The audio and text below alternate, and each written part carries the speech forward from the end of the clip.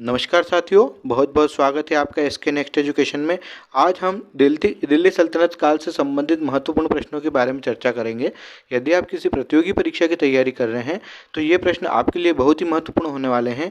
जल्दी से वीडियो को लाइक कर दीजिए और चैनल को सब्सक्राइब कर बेल आइकन दबा दीजिए ताकि आने वाले वीडियो की नोटिफिकेशन आपको प्राप्त हो सके। तो आइए जल्दी से शुरू करते हैं। पहला प्रश्न है, यात्री इब्न बतूता कहाँ से आया था?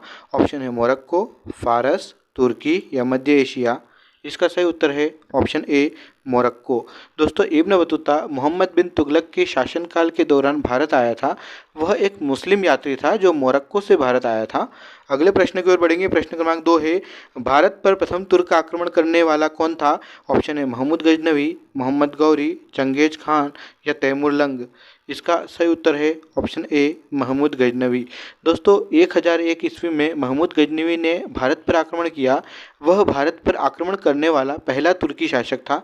अगले प्रश्न की ओर बढ़ेंगे। प्रश्न क्रमांक 3 है, निम्नलिखित में से कौन अपने को बुत शिकन या मूर्ति भंजक कहता था? ऑप्शन है महमूद गजनवी, मोहम्मद गौरी, कुतुबुद्दीन ऐबक या इनमें से कोई नहीं।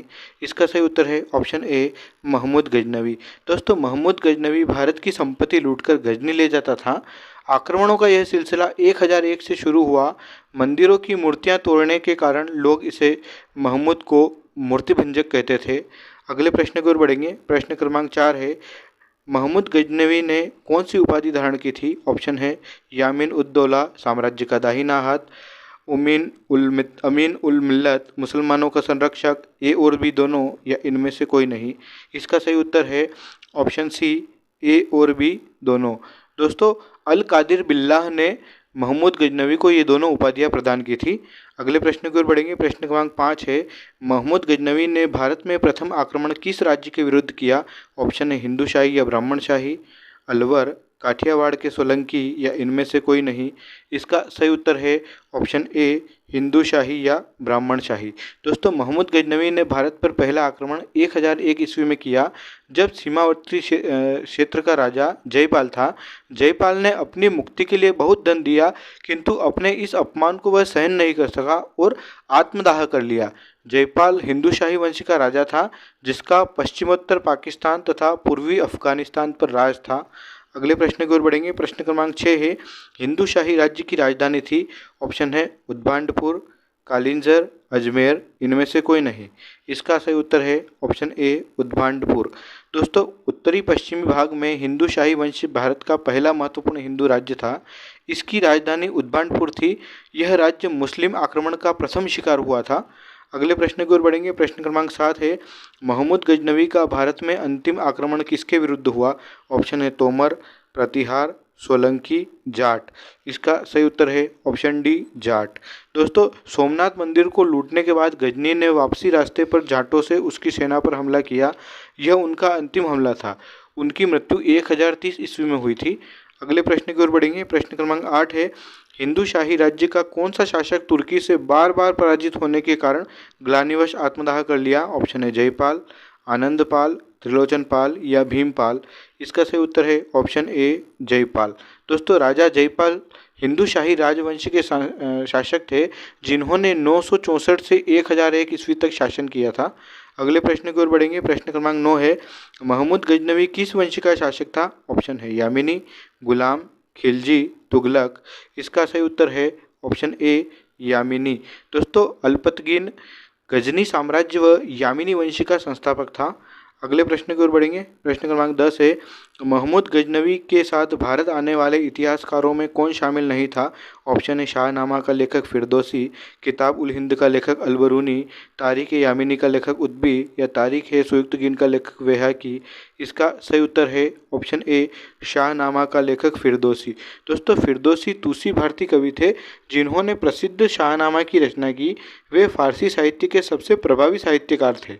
अगले प्रश्न की ओर बढ़ेंगे। प्रश्न क्रमांक 11 है, महमूद गजनवी के आक्रमण के परिणाम स्वरूप कौन सा शहर फारसी संस्कृति का केंद्र बन गया?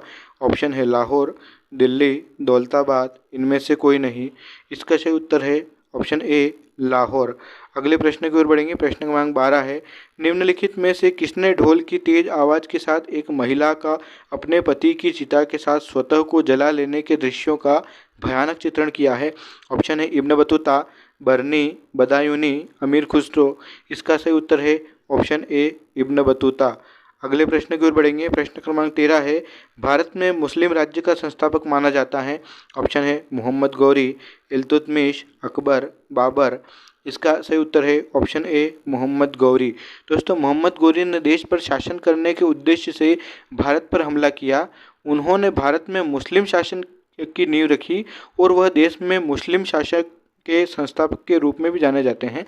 अगले प्रश्न की ओर बढ़ेंगे। प्रश्न क्रमांक 14 है, किसने इक्तादारी प्रथा चलाई? ऑप्शन है फिरोज तुगलक, मोहम्मद बिन तुगलक, इल्तुतमिश, गयासुद्दीन बलबन। इसका सही उत्तर है ऑप्शन सी इल्तुतमिश। दोस्तों, इक्तादारी प्रथा दिल्ली सल्तनत ने इल्तुतमिश द्वारा शुरू की गई थी। यह केंद्रीकरण का एक शक्तिशाली साधन था।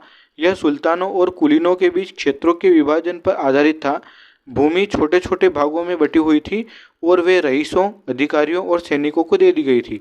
अगले प्रश्न की ओर बढ़ेंगे। प्रश्न क्रमांक 15 है, लाख बख्श के नाम से जाना जाने वाला भारतीय शासक कौन था? ऑप्शन है बाबर, अकबर, कुतुबुद्दीन ऐबक या इल्तुतमिश। इसका सही उत्तर है ऑप्शन सी कुतुबुद्दीन ऐबक। दोस्तों, कुतुबुद्दीन ऐबक को बड़े पैमाने पर दान देने के कारण लाख बख्श या लाखों के दाता की उपाधि दी गई थी। कुतुबुद्दीन ऐबक दिल्ली सल्तनत के पहले सुल्तान और गुलाम वंश के संस्थापक थे। अगले प्रश्न की ओर बढ़ेंगे। प्रश्न क्रमांक 16 है, 13वीं सदी में सेना का सर्वोच्च अधिकारी होता था। ऑप्शन है मलिक, खान, सरखेल या सिपह सालार। इसका सही उत्तर है ऑप्शन बी खान। दोस्तों, तुर्की प्रशासन व्यवस्था में सैनिक संगठन का विशेष महत्व था। सैन्य संगठन मुख्यतः मंगोल पद्धति पर आधारित था और सल्तनत कालीन सुल्तानों में बलवंत को सैन्य विभाग की स्थापना तथा अलाउद्दीन खिलजी को एक स्थायी सेना के गठन का श्रेय दिया जाता है। सुल्तानों की सैनिक शक्ति उनके सैनिक बल पर निर्भर करती थी, जिसमें खान सेना का सर्वोच्च अधिकारी होता था। अगले प्रश्न की ओर बढ़ेंगे। प्रश्न क्रमांक 17 है, भारत में गुलाम वंश का संस्थापक कौन था? ऑप्शन है कुतुबुद्दीन ऐबक, इल्तुतमिश, कैकुबाद या आराम शाह। इसका सही उत्तर है ऑप्शन ए कुतुबुद्दीन ऐबक। दोस्तों, गुलाम वंश मध्यकालीन भारत का एक राजवंश था। इस वंश का पहला शासक कुतुबुद्दीन ऐबक था, जिसे मोहम्मद गौरी ने पृथ्वीराज चौहान को हराने के बाद नियुक्त किया था। इस वंश ने दिल्ली की सत्ता पर 1206 से 1290 ईस्वी तक राज किया। अगले प्रश्न की ओर बढ़ेंगे। प्रश्न क्रमांक 18 है, कुतुब मीनार के कार्य को किसने पूरा किया था?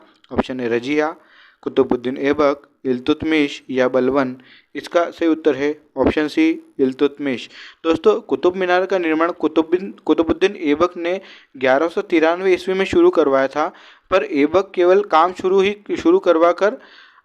ही करवा सका था और उसकी मृत्यु हो गई थी। इल्तुतमिश ने, जो ऐबक के बाद दिल्ली की गद्दी पर बैठा, उसने कुतुब मीनार के कार्य को पूरा करवाया था। अगले प्रश्न की ओर बढ़ेंगे। प्रश्न क्रमांक 19 है, निम्नांकित में से दिल्ली का पहला तुगलक सुल्तान कौन था? ऑप्शन है गयासुद्दीन तुगलक, मलिक तुगलक, मोहम्मद बिन तुगलक या फिरोज तुगलक। इसका सही उत्तर है ऑप्शन ए गयासुद्दीन तुगलक। दोस्तों, तुगलक वंश की स्थापना गयासुद्दीन तुगलक यानी गाजी मलिक ने 1320 ईस्वी में की थी। अगले प्रश्न की ओर बढ़ेंगे। प्रश्न क्रमांक 20 है, पंजाब के हिंदू शाही राजवंश को किसने स्थापित किया था? ऑप्शन है वसुमित्र, कल्लर, जयपाल या महिपाल। इसका सही उत्तर है ऑप्शन बी कल्लर। दोस्तों, यदि आपको वीडियो पसंद आया हो तो इसे लाइक कीजिए, शेयर कीजिए और चैनल को सब्सक्राइब कीजिए, ताकि आने वाले वीडियो की नोटिफिकेशन आपको प्राप्त हो सके। तो कल मिलते हैं इसके अगले भाग के साथ। Thank you.